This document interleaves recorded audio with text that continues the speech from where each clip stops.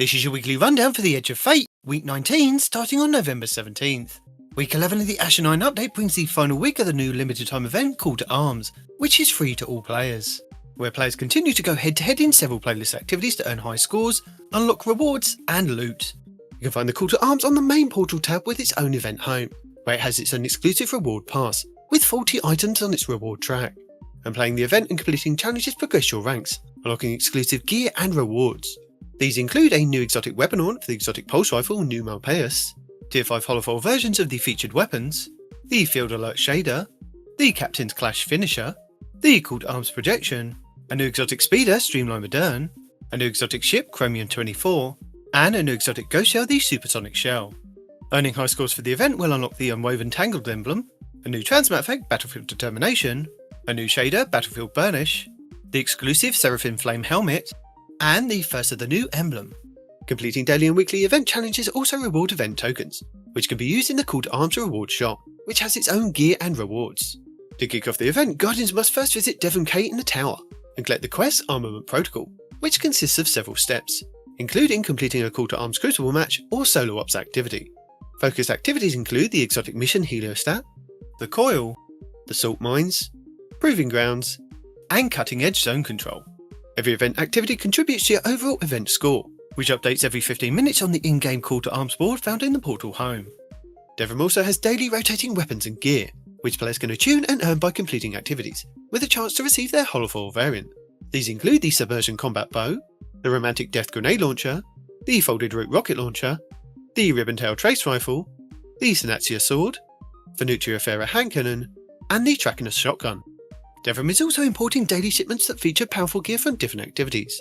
And additionally, Devrim has also arranged for new cutting-edge procurements to be delivered to those who participate in the Call to Arms, in the form of Lawless Vouchers. These vouchers contain a random assortment of new Season 28 gear and other goodies, designed to help you get a head start in Renegades. Call to Arms also features a new seal and title to unlock called Avant-Garde. Chance to complete are Mortal Coil, Ground Proof, Deep in the Zone, Nice and Salty, Helio There, Heated Harmonies, Loot Grabber, Track Star, and Ultimately Armed. Call to Arms runs into the reset on November 24th, 2025. In the Portal Crucible Ops this week will be Competitive, Control, and Cutting Edge Zone Control, with Trials of Osiris at the weekend.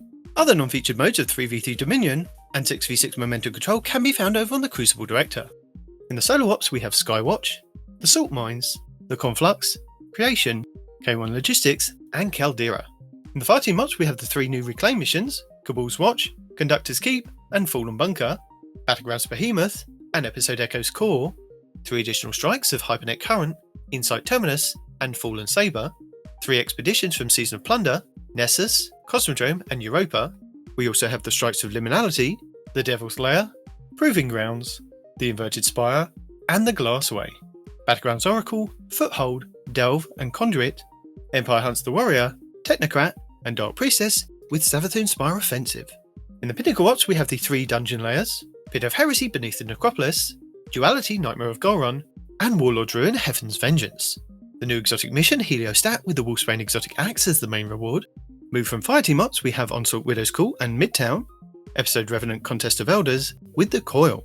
Exotic missions Presage with the Dead Man's Tale Exotic Scout Rifle being the main reward, the Season the Haunted, and opulent weapon sets, plus the Idolian Pursuant armor set. Node Override Avalon, with Excalibur Exotic Glaive being the main reward, and the Season of the Defiance weapon set. Starcrossed, with the Wishkeeper Exotic Bow being the main reward, and the Season of the Wish weapon set. The Whisper, with the Whisper of the Worm Exotic Sniper being the main reward.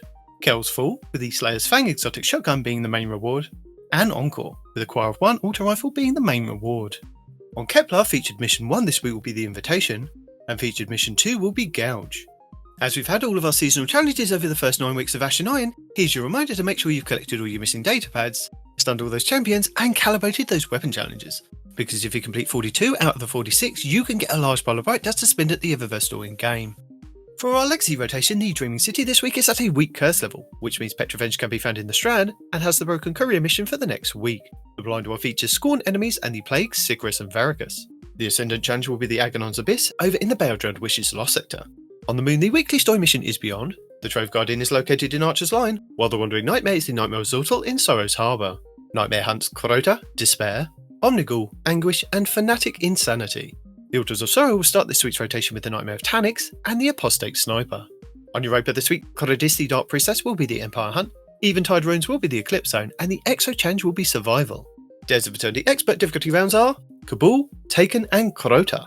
The Scatterhorn armor set and the Lightkin armor set will be available in Dares of Eternity with Weapon Set 3. Chroma Rush, Ignition Code, Grid Skipper, Farewell, Sonja's Tale, Shattered Cipher, Main Ingredient, Long Shadow, Last Dance, Toil and Trouble, Wishbringer, and Last Perdition. The Witch Queen Weekly Story mission is The Cunning, Altar of Reflection's Choice, and Altar of Reflection's Insight. The Wellspring activity will start the week on Defense, with the Arc Grenade Launcher, Tarnation, and Vazul Solar Scorn Chieftain as the boss. The Lightfall Weekly mission is Breakneck, the Partition mission will be Backdoor, and the Vex Incursion will be Zephyr Concourse. In the Pale Heart, the exotic mission Dual Destiny is still available for teams of 2 Guardians, where you can farm the mission to earn as many new prismatic exotic class items as you like. The 12th Guardian Matchmade Excision mission is also available, with the Grandmaster version granting the Ergo Sum Catalyst and an Ascendant Shard.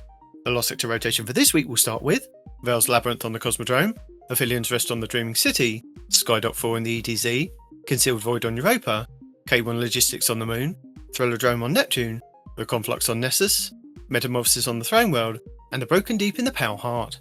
With the Edge of Fate, all raids and all challenges are now available all the time, and at present there are also no featured raids or dungeons each week, and the Ashen Iron update now allows you to farm past raids and dungeons for their respected exotic weapons, with no weekly lockouts.